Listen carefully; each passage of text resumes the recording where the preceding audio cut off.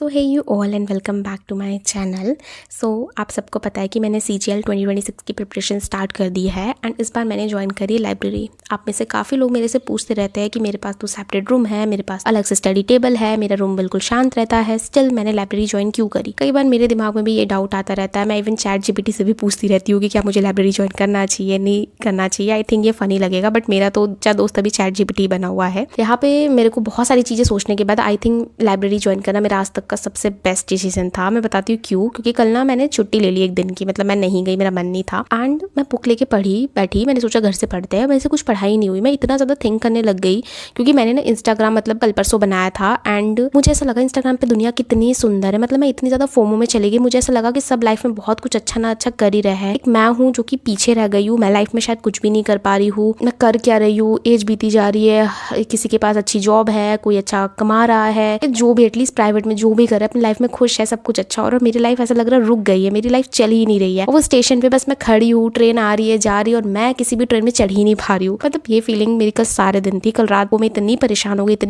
गई can not explain. But मैं सो गई। मॉर्निंग उठी, मैं लाइब्रेरी गई एंड लाइब्रेरी में आपको दिख रहा है मैं पढ़ रही हूँ एंड सब कुछ नॉर्मल। लाइब्रेरी में एक अलग ही वाइब आ रही है मुझे। मतलब वो एंजाइटी और वो नेगेटिविटी जो शायद मैं इस साल बहुत ज्यादा फेस करने वाली हूँ। आई नो ये साल मेरे लिए बहुत ज्यादा टफ होने वाला है बिकॉज अटेम्प्ट पे अटेम्प्ट देना is not a easy task. मतलब कॉम्पिटिशन में कई सालों तक बने रहना is not the easy task. और फिर भी अगर आप अपने मन में विश्वास रख के दे रहे हो ना, आप सच मानो, मेरी बात मानो, आप सच में बहुत ज्यादा अंदर से स्ट्रांग बन रहे हो। और जिस दिन आपका सिलेक्शन होगा ना, बस किसी को याद नहीं रहता कि आपने कितने अटेम्प्ट दिए, कोई नहीं पूछने वाला है। सबको याद रहेगा कि आप सेलेक्टेड हो, आपने सिलेक्शन लिया है। आप लोगों को बैम्बू ट्री की वो कहानी या फिर वो फैक्ट तो पता ही होगा कि 5 से 6 साल तक आप उसमें कितना भी फर्टिलाइजर डाल दो, आप उसमें कितनी भी मेहनत कर लो, वो उगता ही नहीं है। और फिर अचानक से ना कुछ महीने बाद वो इतना बड़ा हो जाएगा, इतना बड़ा पेड़ बन जाता है कि उसको कोई देख के हैरान हो जाए कैसे इतनी जल्दी उग गया। आपको पता है ऐसा क्यों होता है? क्योंकि वो अंडरग्राउंड अपने आप को मजबूत करता रहता है। वो अंडरग्राउंड ही चीजें इंक्रीज करता रहता है एंड बाद में जब अचानक से जब वो अपने थ्रेशोल्ड लेवल पहुंच जाता है ना, तब वो ग्रो करना स्टार्ट करता है ना, सब देखते रह जाते हैं उसको। एंड यही हमारे साथ हो रहा है यार। किसी किसी को हो सकता है सक्सेस मिल जाए, क्या पता, जो भी सक्सेस है क्या पता उनका अंदर से ग्राउंड लेवल नहीं बना, लेकिन हम लोगों का जो बनेगा ना वो देखने लायक होगा। शायद मैं इस चीज को आपको एक्सप्लेन कर पाई अच्छी से, बट आप मेरा मीनिंग जरूर समझ। आज के दिन मैंने सिर्फ वोकैबुलरी एंड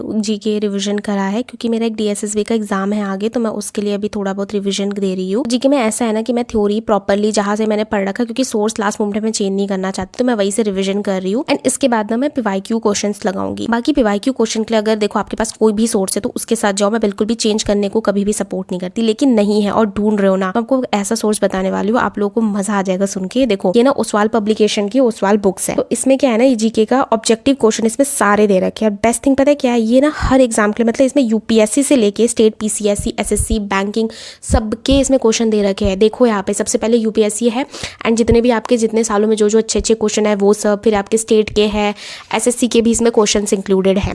साथ में इसमें जो आपको सोल्यूशंस मिलेगा ना, उसमें चारों ही एक्सप्लेन को अच्छे से ऑप्शन को एक्सप्लेन कर रखा है। तो अगर जैसे आप क्या कर सकते हो ना, थ्योरी पहले पढ़ लेना, फिर आप यहाँ से ना क्वेश्चंस प्रैक्टिस करना स्टार्ट करना। और इससे क्या होगा ना, क्योंकि आपने देखा है एडीक्विटी में कई लोग ऐसा कह रहे हैं कि UPSC लेवल के डेप्थ लेवल के क्वेश्चन पूछ रहे हैं, तो वो यही से बनेंगे। क्योंकि देखो नए क्वेश्चन बन नहीं सकते, लेकिन हाँ आपको एक बड़ा कवरेज लेके चलना पड़ेगा। अब आप 10 सोर्स पे तो स्किप नहीं हो सकते, लेकिन हाँ अगर आप क्वेश्चन की प्रैक्टिस करोगे ना, तो आपको एटलीस्ट पता रहेगा कि एग्जाम में किस तरह से इन क्वेश्चंस को अटेम्प्ट करके आना है कि एटलीस्ट वो एक्यूरेसी मेंटेन करे।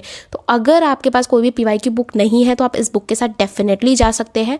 मैं आपको डिस्क्रिप्शन में इस बुक का लिंक दे दूंगी। आपको कोई भी डाउट हो रहा है इस बुक के रिगार्डिंग, आप मेरे से पूछ सकते हैं।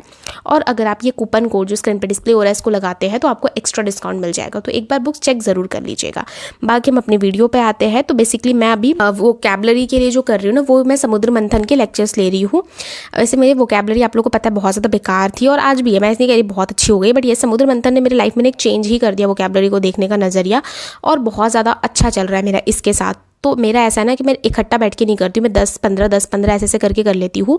एंड उसको फिर मैं जब तक वो 10 मेरे अच्छे से रट नहीं जाते तब तक मैं नेक्स्ट 10 नहीं करती। तो जैसे मैंने क्या कि 20 बहुत अच्छे से रट लिया है। अभी मेरा टारगेट है मैं होली से पहले 30 कंप्लीट कर लूँगी। फिर मैं घर जाऊँगी तो इन्हीं 30 को बहुत अच्छे से रिविजन कर लूँगी। एंड फिर घर से वापस आने के बाद देन मैं अगेन 10 लेक्चर लेके 40 के अपने ख़त्म कर लूँगी। इसके बाद फिर मैं इन्हीं को बार बार रिविजन करूँगी। एंड फिर जो मेरे पास बुक्स है उनसे डेली वोकैबुलरी रिविजन करना। बाकी मैं निमिषा बंसल मैम के लेक्चर्स लेती हूँ, तो वो भी डेली अपने सेशन में बहुत सारी वोकैबुलरी रिविजन करवा देती है, तो मैं उनको भी कर लेती हूँ। बाकी जो नेक्स्ट स्टडी व्लॉग में लेके आऊँगी ना, उसमें आप लोग को बताऊँगी कि मैं निमिषा बंसल मैम से जो कर रही हूँ ना लेक्चर, वो किस तरीके से मैं इंप्लीमेंट कर रही हूँ, ताकि मुझे बहुत ज़्यादा फ़ायदा मिल रहा है उस चीज़ से, तो वो हम करेंगे। तो आज के लिए मेरी स्टडीज़ में 10-15 दिन का ब्रेक तो लगेगा होली की वजह से, I know, but still I think मैं इसको एक तरह का एनर्जी खुद को देने का बहाना मान रही हूँ। थोड़ा सा लाइफ भी इंजॉय करनी चाहिए। वैसे मैं अभी एटॉमिक हैबिट करके बुक पढ़ रही हूँ ना, उसमें मैंने एक लाइन पढ़ी कि जब आप किसी गोल को अचीव करने के लिए एक सिस्टम बना रहे हो और जब आप उस सिस्टम पे वर्क कर रहे हो, तो उसमें किसने कह दिया कि आपको उस टाइम पे खुश नहीं रहना, आपको एंजॉय नहीं करना। करो यार, उस सिस्टम को भी, उस प्रोसेस को भी एंजॉय करो। एंड आई थिंक मैं यही चीज़ है जो अपने लाइफ में हमेशा से मिस कर रही थी। सो तब तक ले बाय बाय, मिलते किसी अगली वीडियो में।